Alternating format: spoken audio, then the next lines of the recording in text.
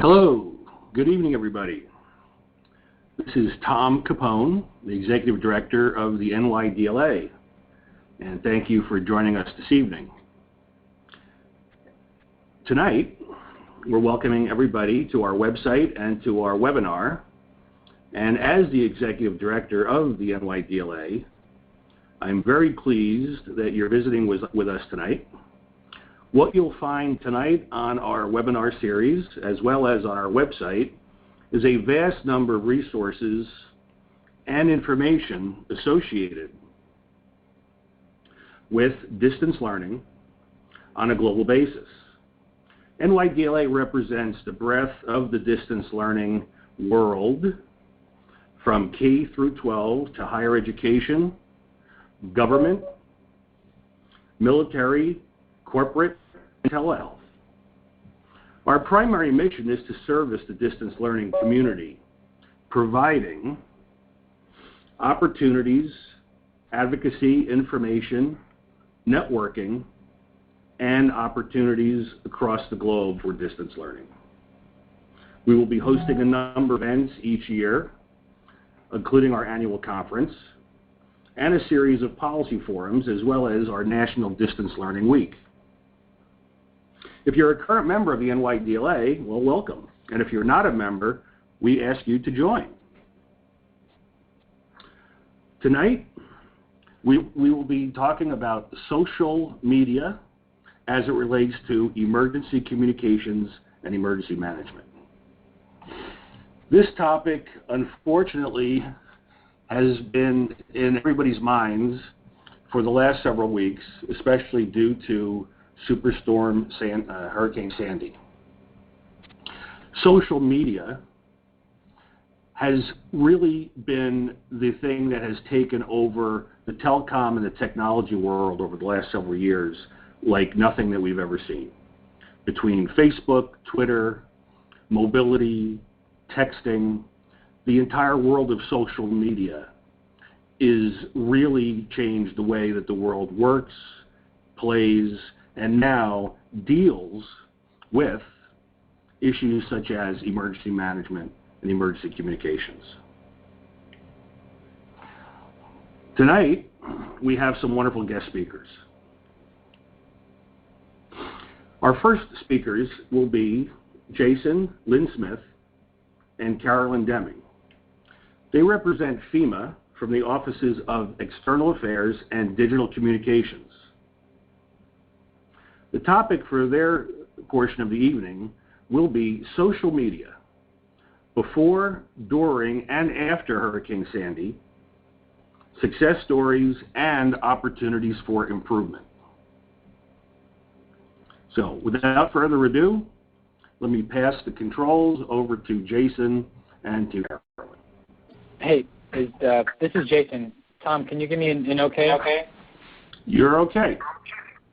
Okay, great. Thanks. So, Tom, thanks for the introduction. And I'm Jason Linda Smith, and I work for FEMA in the Office of External Affairs. My day-to-day role is to manage social media for the agency at the agency-wide level. And then my colleague, Carolyn Deming, works out of FEMA's regional office in Chicago, where she manages social media there and was a big part of the team. Just want to lay a quick background about FEMA and kind of where we fit into the picture. We're, first and foremost, FEMA is a coordinating agency. I know there's a lot of text on this slide here. The big takeaway is that we are not a first responder. FEMA does not, we don't have people in FEMA jackets or FEMA shirts picking people off of roofs. FEMA employees are not running around handing out meals to survivors in the immediate impacted area. We coordinate those efforts that are happening to get to survivors so they get what they need. And we make it very clear on our social media channels that our social media accounts are not for 911 purposes.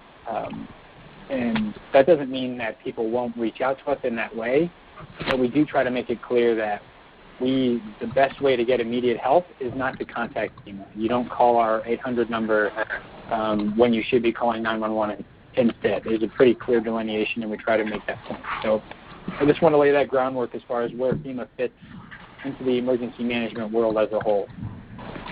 Again, we've got 15 minutes, and I'll run through the FEMA kind of social media efforts, but I do want to paint a larger picture to start, just to say that the social media and the digital side of things that we'll be talking about is just one piece of the pie. It's one piece of the puzzle of all the outreach that we do at FEMA to talk with survivors or to talk with the impacted communities. And so there's all these communication methods here that are listed on the left that are a part of that larger piece, part of that larger puzzle, and digital just being one part of that, which includes the web, social media, and then any mobile technology that we have too. So like our mobile site, text messages that we send to folks, and that kind of thing. Okay, so let's just dive right in. So I'm going to lay out kind of how we use social media at FEMA before, during, and after Sandy with a few examples, and then Carolyn is going to follow up with some successes that we saw, and as well as some opportunities for improvement that we'd like to see on the next disaster, that hopefully things will improve in those few areas that we'll lay out. So first, let's just lay the groundwork of how we, FEMA, were using social media before, during, and after Sandy. Here's a couple examples of how we used social media before the storm hit. You can see these are just examples of Twitter messages that were put out from the main FEMA handle. The one takeaway, if you're reading these messages, big takeaway for these is that we try to give specific, actionable information within our social media messages themselves. And here, this first one on the top left is a great example of that. It's a reminder that people can check in, that they should check in with their family and friends on the East Coast and make sure that when you're checking in with those folks that they have an emergency kit and a plan if they might be impacted by Sandy. The way that message is written is very different from the alternative message that some folks put out, and the alternative being, click on this link to find safety tips for Hurricane Sandy, or if you know someone who might be impacted by Sandy, go to this website. That message in and of itself does not add particular value to the person who's reading it, right? Like, you're making them click on a link, go to an external site, go to a third-party service or whatever, and get that information, when really you could probably be giving them that information directly through your social media channels. And that's what we try to do here with all of our safety tips that we have, whether it's before, during, and after the event. We want to give value to people directly on the channels that they're already using. So that's why we try to be as specific as we possibly can at all times, and that way we don't make people click on links. We don't make people go to other websites to get the information. We want them to have the information right where they are.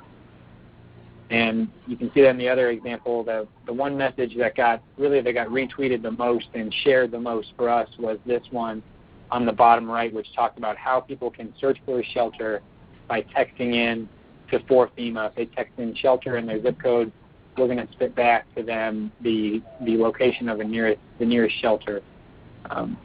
This got retweeted a lot. We had over 10,000 people look up shelter locations all around the East Coast on one day alone, which was October 29th.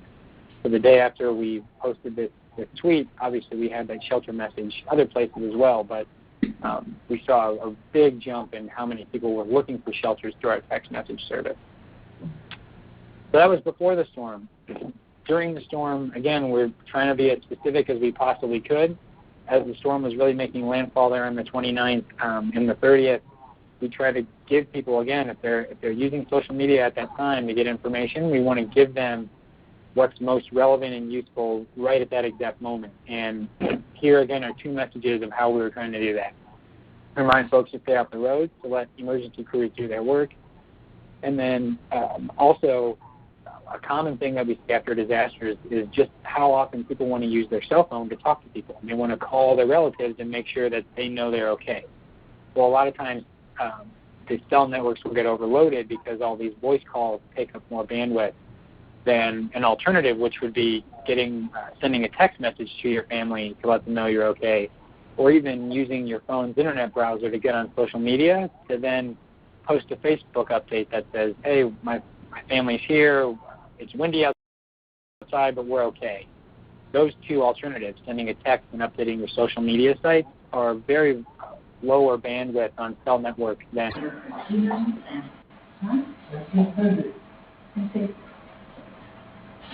Okay, and then after Sandy, again, just examples here of what we're trying to do. After Sandy, we're really big on promoting what the emergency management team as a whole is doing. So not just government, but what our partners are doing across the spectrum, nonprofits, whether it's churches, community groups, city government, state government, all those partners that we have. We really want to let folks know where the resources are, where they can go to get help, because FEMA is just one piece of the puzzle. We're only one part of the larger picture of how people can get help after a disaster. So here again are just two examples of that. The message on the left was a big one because folks did not have power for a while, and if they didn't have internet access, but yet they could get this message out to somebody else who was in the affected area, there was a number that people could call to get shelter locations. So we were trying to get that word out as well after Sandy. Again, just three more examples, and then I'll throw it over to Carolyn. Three more examples of what we were trying to do. Again, this JCPL up in the top left, that's a power company, a utility company in New Jersey. We're sharing their updates because it's useful for the folks who are on the ground there to know where they can charge their cell phone, where they can get water, where they can get ice. Again, we FEMA are not doing all those things. We're not directly managing all those efforts, but we're helping to coordinate it. And one of the ways we use our social media channels is to help get the word out about all the things that are happening on the ground there, not just the FEMA-owned things that we have. And then that tweet on the right, obviously all about response vehicles, so promoting what the Red Cross is doing, which is a huge partner of ours. And then the bottom tweet there is, again, talking about disaster recovery centers. This is where people can physically walk into, talk to a FEMA person about assistance options, and go from there. Okay, with that, Carolyn, I'll throw it over to you. I talked about the before, during, and after, kind of how we wanted a message to those different parts of the event. And then Carolyn, if you want to talk about successes and opportunities. Hi, everyone. And just a reminder for those who aren't speaking, please mute your phone. But yeah, thank you for allowing us to speak and sort of share some information about what we experienced during Hurricane Sandy. Social media is such an amazing platform for sharing and cross-promoting everyone's content. So Twitter and Facebook were prime platforms for people sharing, Red Cross sharing where their emergency response vehicles were, power companies sharing information. So it was really, really easy and timely and in the moment to give people the information that they needed regarding, life-sustaining information like food, water, charging stations, shelter information. So as Jason stated, it's not information that it's not our mission, but what we do act as the conduit for that information. So we started to disseminate information, and like I said, the number of people in the traffic coming to the FEMA sites was really tremendous.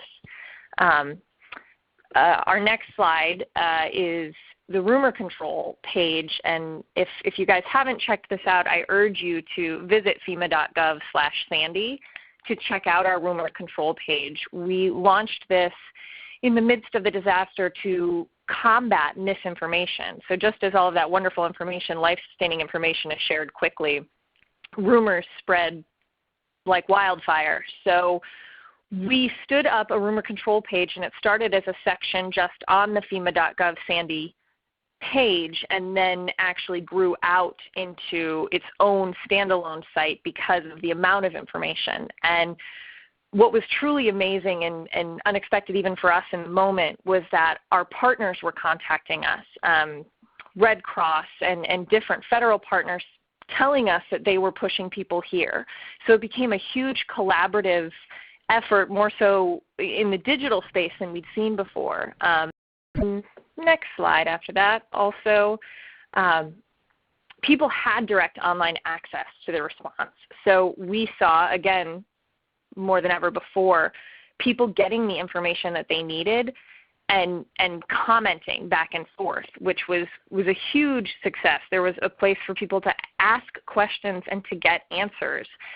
We often are overwhelmed by the amount of information, the programs, the different state-by-state response.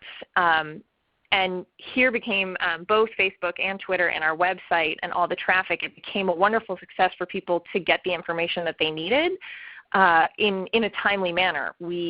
Real-time social media is so fast, so our social team did the best we could to be as responsive as possible, and we had some real wins with this. Opportunities, there were many, many things that we learned from this, but one is responsible sharing, and this also lends itself to the rumor control, that before you share something, you need to verify it. It is one click away. It's so easy to retweet. It is so easy to like something or share something or repost something. But in disasters, using social media, that's both a blessing and a burden, and the burden of it is that misinformation can just spread so fast. So photos was a big thing. Like, we also have this visual representation. So people were sharing disaster footage, and they were also sharing, there was a picture of the Statue of Liberty that spread as well. So really telling everyone in disaster and emergency response who use social media to be responsible and to make it, we used the word among our team to empower people. So we can push information, but we also need to empower individuals who are sharing to spread the same message. Another opportunity was the fact that it is a two-way conversation. So there are organizations that were not sharing information, or maybe didn't have the bandwidth to do so, but people are on there. So not talking on social media says something as well. There's a captive audience out there, especially in emergency management and disaster response, and take it. There are people who are hungry for information on those mediums and utilize them. And as Jason said initially, it's one source. Television, radio, print, those things are all there. This is another avenue to communicate necessary, life-sustaining information. And since all of our partners are on there, it became a huge collaborative effort, which is, what we do at FEMA. We can't do this alone. We need our states, we need our locals, we need the county, we need individuals, we need everybody to help this. It's a community effort. And social media is a prime example of how that shows the group effort. Carolyn, this is Jason. Can I jump in to make one last point? Please. On this opportunity here, I think one of the other big takeaways is that emergency response organizations, you can lump FEMA in that group as well, some of them do not realize that when you start a Twitter account or a Facebook page, there's an opportunity there for people to engage with you and to have a two-way conversation. And it's not just like you sending an email out and not getting anything back. It's you post a message, people reply to you, people ask questions to you, and they expect a response back from you. And there are several, whether it's state, local, or even federal agencies, who do not engage with the questions and the comments and the concerns that they get from from social media users who are asking them questions. And from our point of view, that's a big missed opportunity, because we at FEMA try to engage with all those folks that have legitimate questions for us. And if you're not doing that, if you're not going back to those people and responding, it's reflecting poorly on your organization as a whole, and it's a missed opportunity for you to help clarify information that's out there. All right, thanks, Caroline. I just wanted to jump in. No, great. Thank you, Jason. And just in closing, we have a lot of resources, and we try to, like I said, there are so many mediums for our message, but we want to push people to one place, and it actually led us to stand up a FEMA Sandy Twitter and a FEMA Sandy Facebook page to sort of put everything in one place on social channels, and we're still building it and we're pushing it, but we're thinking long-term recovery. So we have the FEMA.gov/Sandy page, we have the rumor control page, and we have our social media channels, and we're really trying to connect the appropriate audience with the message that they need and continue to answer the questions that come about and do our best in response to Hurricane Sandy. So, Jason, if you have anything to add, otherwise that concludes our presentation. Yeah, I'm good. Thanks. And Tom, I'll throw it back over to you. I'm the second speaker in all of this. I run a small but growing digital marketing agency that specializes in doing digital marketing campaigns for not only corporations but also government agencies. We are just about a little over 1 year old, and we do everything soup to nuts for people online, including logo design, marketing strategy, websites, all that kind of stuff. And we were recently awarded a government contract with the Consumer Financial Protection Bureau that uses social media, especially on LinkedIn, to help fill jobs in their agency. So we've been working with the government for just about 3 to 4 months now. And one of the great things is seeing how quickly the government is using social media to communicate and to fill its needs. And just watching the FEMA presentation, you can really see that how effective it is when the government uses it as a communications device. So during this presentation, what I'm going to talk about is some of the things overlying statistics on social media and really what we see as ways that it could be used in natural disasters. So jumping right in, usually I present to audiences, but being online, this is one of the very first pictures we show to people. And what this is a graphical representation of the Internet. And I actually got this from a TED presentation by Amber Case, who was talking about everyone becoming a cyborg because they were always holding their mobile devices. And the point that she makes, and it's a very good one, is that this doesn't look like anything mechanical. It looks like something organic. And what this really shows is how connected everything is becoming on the Internet and how easy it is to communicate. The next slide is from Facebook. And what this shows is the connections between people across the United States and part of South America. And each little line represents the connection between one friend and another. And as you can see here, the closer people are, the more connections they have, so there's more light. So this really starts to show just how connected we're all becoming in terms of social media. And this slide shows really how mobile we've all become in terms of holding a computer. The iPhone really isn't a phone. It's really a mobile computer that people use every day to communicate. And so much so that, as you can see in these pictures, they almost stop communicating with each other. They communicate via these devices. So what does that mean? Well, it means that we're living in a changing world. The Internet is getting bigger and bigger. People are connected like they've never been connected before since literally probably the printing press. And people are always carrying a computer now. So it's much easier for them to get information and to post information than it's ever been probably in the history of man. So in order to look at that, to look at how big this is becoming, we want to start looking at some stats in the United States. And as of 2011, and this is increasing, it's increasing all the time, 75% of all U.S. residents are now online. There's 311 million people in the United States. 164 million of them are online. So you can, take out older people and obviously infants and things like that, and you actually see that most of the U.S. adults are now online either via their computer or via a smartphone. And not only are they online, but they're online a lot. About a third of the U.S. consumers today spend more than 3 hours every day online.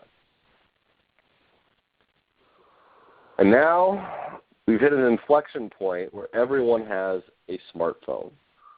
46% right now of U.S. adults actually have a smartphone, and that's now 88% of U.S. adults have a mobile phone. So when you do the math, actually more than half are smartphones. And obviously now with Christmas around the corner, you go in any Verizon store or Best Buy, they're selling smartphones. You're getting the next model iPhones are coming out, and the lower ones are going for $99. So really, the older models are getting cannibalized by new smartphone models, so this number is going to keep increasing year over year.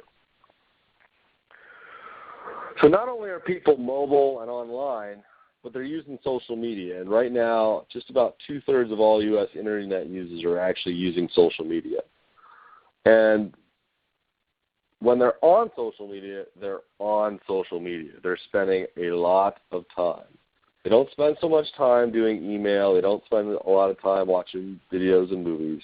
They spend a lot of time on social networks. Facebook has a stat where I believe it's almost 23 minutes is the average amount of time someone spends on Facebook. And people, when they go on Facebook, they go on every day. 50% of all Facebook users check in once a day, and I think about 50% of the U.S. users check it from their mobile phone. So it's really becoming the way that we digest our news and how we communicate with our friends and keep up with them. So 93% of U.S. Internet users are on Facebook. So this really starts to show just how big Facebook is and how connected all of us are throughout Facebook. And when people are on Facebook, as I said, alluded to earlier, they're really on Facebook. So when you look at the statistics of how much time people spend on the Internet, 1 out of every 8 minutes online is actually spent on Facebook. So one of the things that we like to tell people is Facebook has really become the water cooler of the Internet. You go there, you get the latest news, you dish your news or gossip, and then you go away and you do something else. But you keep coming back to that water cooler to find out the latest news from your friends, from the news sources that you follow. You disseminate some news, you comment, and you come back. And that's really the power of what Facebook brings to social media. So why social media when bad things happen? And the FEMA folks showed this picture as well. I'll show it again. And I really was struck by why. We saw this a lot on Facebook the day after Sandy. Why is this so important? Why did we keep seeing so many people plugged in and have mobile charging stations across all across New Jersey? I'm in Princeton, New Jersey. The library opened up. They had charging stations. We had T-Mobile come in and set up charging stations as well. And the fundamental reason is when people lose power, they lose their TV. They tend to sometimes lose radio. These little devices become the way that you get news, the way that you communicate. So it becomes very important for people to charge up their phones so that they can tell the loved ones that they're okay. They can follow the news and find out when they might get power. They can get a central idea of where they might be able to get food or shelter. They can communicate with their friends, so if they need to go and take a shower, they can go and do that. So these devices and their power become critical in order for them to communicate and solve their problems. Otherwise, they feel very much alone. They feel like no one's listening to them. It's harder, obviously, to get problems solved. So this is one of those things that you look at, and it looks like, people are trying to help one another. What they're really doing is, for lack of a better word, empowering them so that they can actually communicate and solve their own problems and get back on track.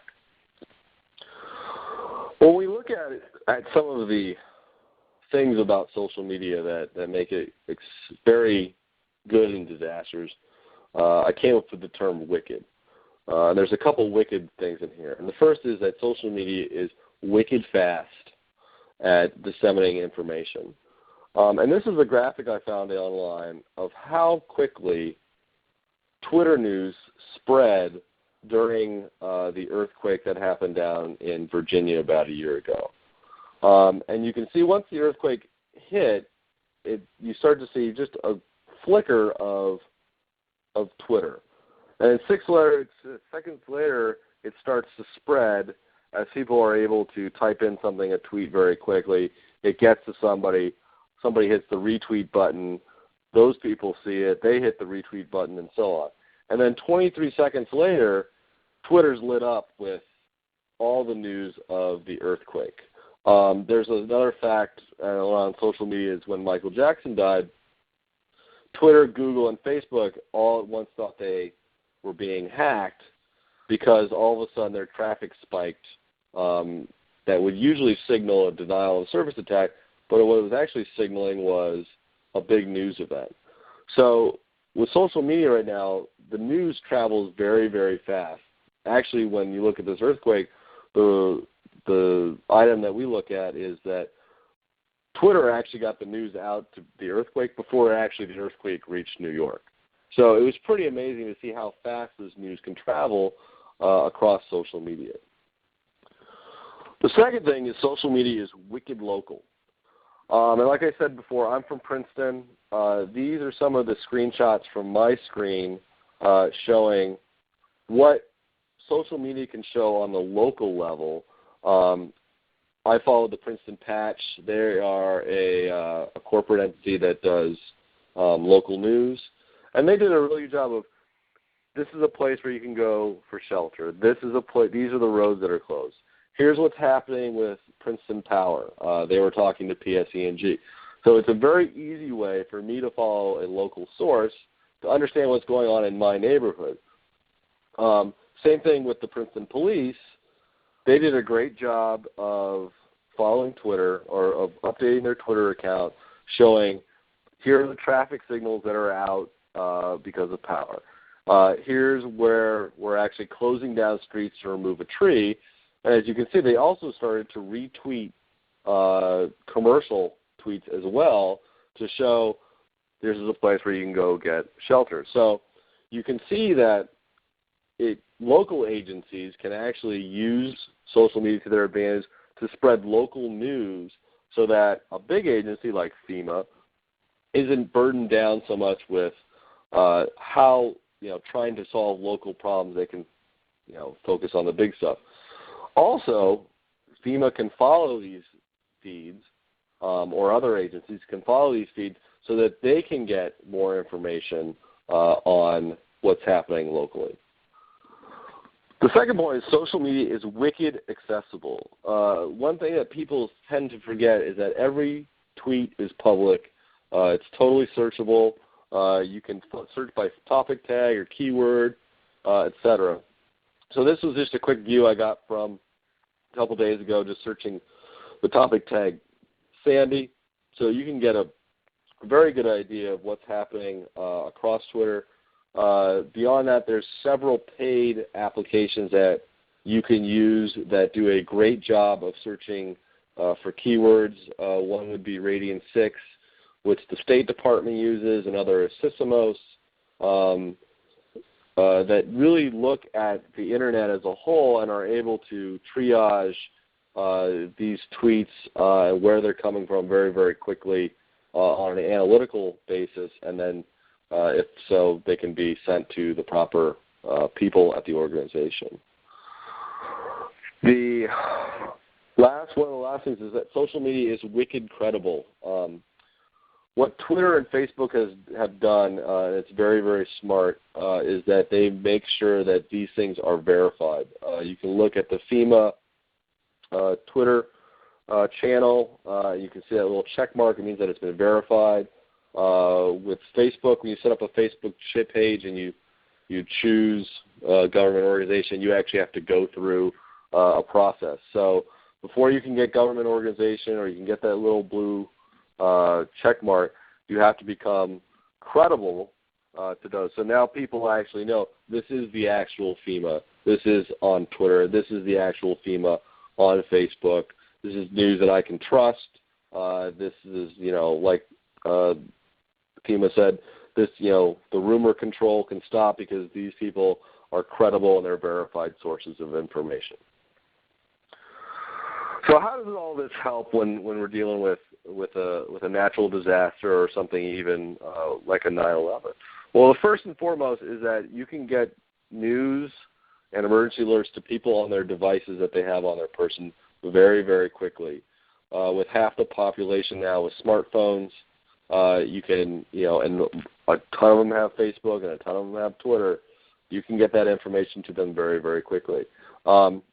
Local agencies can focus on local issues so that they can follow and alert people to get information in their area, stay informed, stay calm, etc. Okay. And that gets us into some problem areas that people have to look out for with social media. People expect you to tweet and post. During a situation or a disaster, overposting and tweeting is actually expected. The last thing you really want to do is underpost and not do anything, because people at that point are going to go and say, well, what's going on? Secondly, people expect a response when they actually tweet at you or Facebook message you.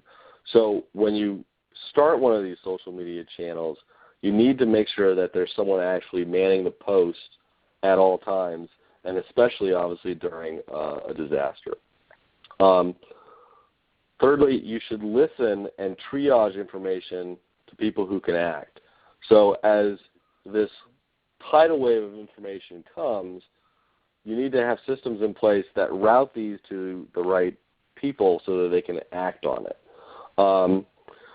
And fourth, and this is something obviously that if you can see that FEMA did, we typically say that you should only have one account per agency. Having other accounts or having special accounts ends up causing probably more confusion because people aren't really sure, should I follow FEMA Sandy? Should I follow FEMA? Where am I getting my news? Etc. And then lastly is if you say something on social media, make sure it happens. If you tweet something out like the National Guard is coming, they better show up, because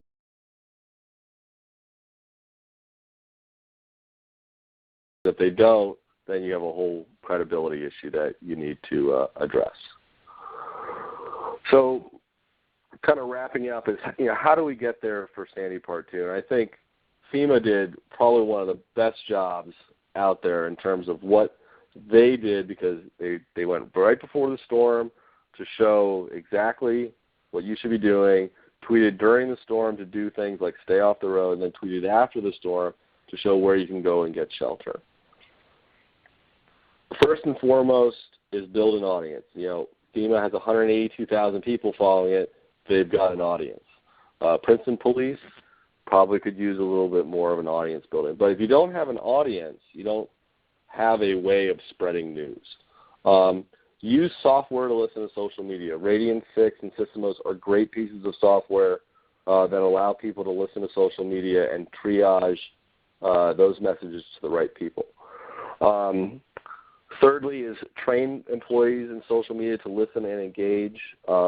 It's not something that everybody knows how to do. It's something that you take a couple hours to show people how to mention somebody on Twitter, how to respond correctly on Facebook, etc. And then when disaster does happen, they're able to respond immediately. Fourth, make sure your triage procedures are in place so that when things happen, you know that if there's a tweet about something that's happening in North Jersey, it goes to the right person in North Jersey, not to South Jersey.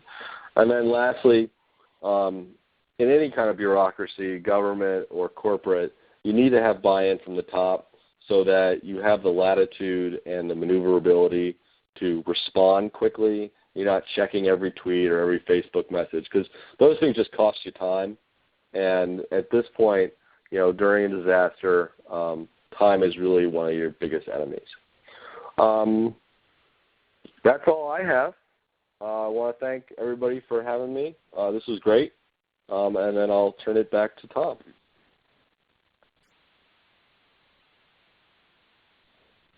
So I think right now we're waiting for Tom.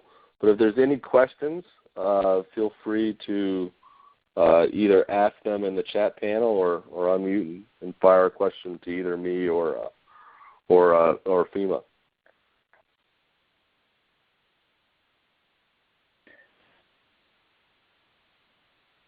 Hey, John, this is Jason. I think we did get one. I know we have one question. I think it was from the chat room, so I can address that. I think at least one of the questions was, what's the big social media success, or the one kind of overarching big success or takeaway that we saw after Sandy? And I'll address that question now while we're getting other questions in.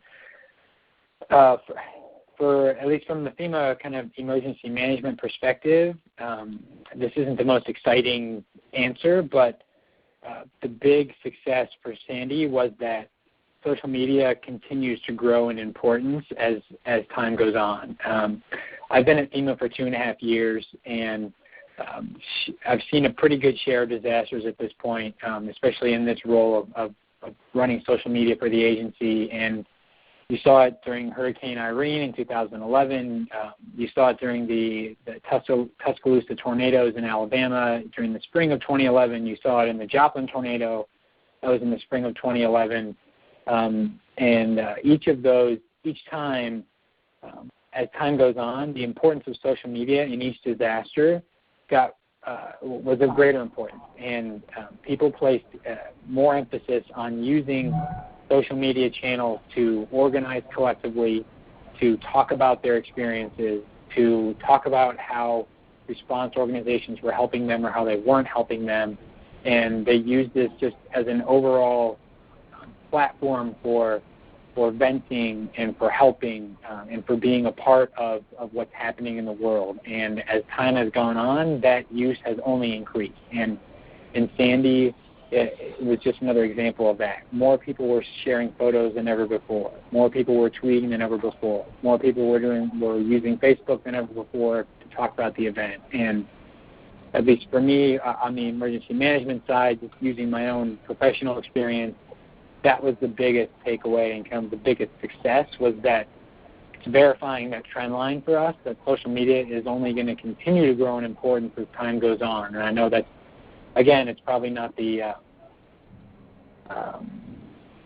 most mind-blowing kind of conclusion, but it's a conclusion nonetheless, and one that is going to inform how we within FEMA and how others in emergency management will invest in social media, whether it's through people and dollars, and doing those things that John was talking about to be effective. That's only going to grow in importance as time goes on. So that was for me, the big takeaway from Sandy as far as what was a big success. That's great. Very good. Any other questions? Let's see. There was a couple more from chat. Do we see any social media moving to a machine-to-machine type of an environment? Another question that came in. Yeah, I'll field that one. We've seen a lot of social media in business. I think one of the companies that has done probably one of the best jobs of harnessing it is Salesforce. Salesforce has allowed people to write APIs. So, for instance, if you get paid and it shows up in your bank, it will send a quick update to the news feed within Salesforce saying, hey, this person paid you. So that would be an example of, say, machine to machine. But I think from what I've seen, the machine-to-machine stuff has been best used for doing alerts and updates to tell a human to go and do something. The great thing about social media is that it's still social. It's still humans talking to humans. So when people share pictures of their kids, they're able to stay in touch, and that's really still the big power. Great. Okay, great. I'm going to now pass the microphone over to Mitch Erickson. And Mitch is the chairman of our advisory board and leadership council. And Mitch is going to have a few words about NYDLA and some of our some things that we have on the roadmap for 2013. First of all, sound check. Are you hearing me? Yeah. Cool. Okay. NYDLA, New York Distance Learning Association. Let's parse that a little bit. First of all, New York does not mean New York City. It means the broader metro area, and in fact, it sort of means anybody who's in a New York state of mind. So in terms of people that are out there and listening to this webinar, if you happen to live in Anchorage, Alaska, and you want to join the NYDLA, you're welcome to do so. Distance learning. As Tom has loved to say, all learning is distance learning, and we're struggling, I think, as a global community to really understand and define distance learning. But from our perspective, it has everything from the issue here is everything from the delivery of technology and content to the psychology of learning, and everything from for-credit to academic classes to employee training to things about a hobby or an avocation. And the word association to me means that we are the people who glue the people together who are interested in distance learning. We are not a distance learning provider. We are not we're not going to do the research on how effective distance learning is, but we're going to be a platform for those kinds of things. So bottom line, we're looking to encourage ideas, information on distance learning. We're working to think through the issues, the technology challenges, the psychology challenges, and all the other hurdles that go on. And distance learning is hurtling forward. We have academic courses with well over 100,000 people signed up, and they sign up at 100,000 and maybe 25,000 actually get the course completed. But 25,000 for a single course is still a pretty awesome number. So we are looking to you, the listeners, to come back to us with ideas about what NYDLA could be doing, how we might break down into subcategories along the lines of, say, military, engineering, underwater basket weaving. We're kind of open to the kinds of divisions that we might have. We're looking at an award program for excellence, and we're looking at people using this platform and joining in, because this is not just the core people here doing it. This has to be, like any association, a large number of volunteers doing a large number of little things. And so that's the pitch from us. Please join. Please contribute. Please get back to us and send us your ideas. Step forward if you want to host a webinar in the future, or if you want to push your idea, and we'll always be able to talk with you. I think at that point I'm going to stop, unless somebody has something else that they need to ask me a question, and we'll go to Tom for closing remarks.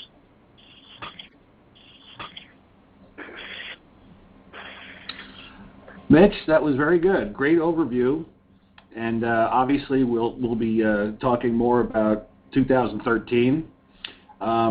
Everybody, as we know, distance learning is really a combination of technology plus talent.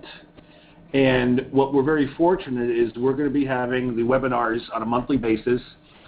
Eugene Kaspersky will be our keynote speaker for our next webinar, which is slated for December 18th.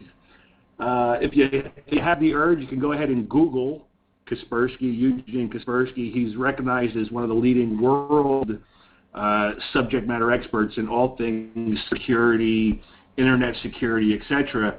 One of the topics that we're going to be talking about on the 18th is, the anonymous nature of the internet. It just provides a dangerous new forum for cyber predators, and we've been seeing this all too often in the past. And according to statistics from Kaspersky's security network, social networking sites are more popular than webmail or pornographic sites, which is one of the reasons why cyber predators hunt their prey in this environment. And this is attacking our precious children. So we're going to be talking about cybersecurity, especially as it relates to protecting the youth, protecting the students, protecting the kids that are on the internet. Eugene Kaspersky as well as Roberto Martinez will be presenting, and we'll be analyzing the dangers that children face on the internet and what students, parents, and teachers can do to help protect them. So that will be scheduled, like I said, for December 18th. We're really excited to have this ongoing series of webinars. We appreciate everybody's participation. The webinars will be archived, and just as we have on our events, from the past, we'll be continuing to host and archive all previous webinars so that you'll be able to pull them up in the future. And if you didn't know any better, you'd think that we practiced this because we're coming right up on 8 o'clock, so we're right on the hour. Thank you, everybody, for taking your time this evening. We really appreciate your support and your participation, and we certainly hope that you're going to join us again for our next webinar, which will be slated for December 18th. Take care, everybody. Thanks again.